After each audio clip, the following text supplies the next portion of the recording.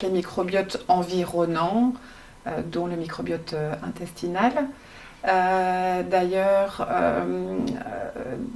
donc le microbiote vaginal est quand même différent parce qu'en fait, au moins il est diversifié, au plus il a de lactobacilles, au plus il est. Alors surtout quand où il a des lactobacilles protecteurs, parce qu'en fait ils ne sont pas tous protecteurs, mais normalement il est constitué de 60 à 80, voire plus de pourcents de lactobacilles, on verra au cours de Donc les lactobacilles, il y a un réservoir de lactobacilles au niveau du rectum. Donc bien sûr il faut un microbiote intestinal en bonne santé. Donc ils sont interconnectés, mais ils sont quand même assez différents. C'est bien sûr un microbiote qui, pour moi, enfin un examen qui est intéressant chez les femmes, chez toutes les femmes en fait.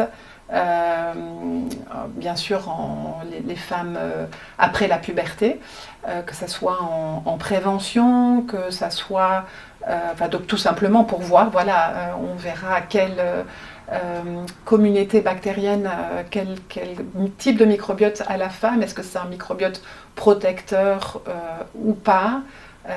Est-ce qu'elle a plutôt un microbiote avec une diversité bactérienne augmentée et qui finalement la met à risque d'acquérir des infections sexuellement transmissibles, d'être peut-être à risque aussi d'avoir des problèmes lors de la grossesse. Voilà. C'est pour moi une analyse qui met vraiment la santé de la femme au centre de tout, et qui est pour moi vraiment indispensable en fait.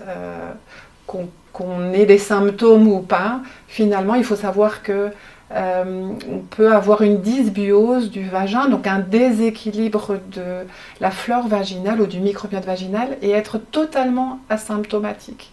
Donc il y a 50%, on considère que 50% des femmes avec un état de dysbiose sont asymptomatiques.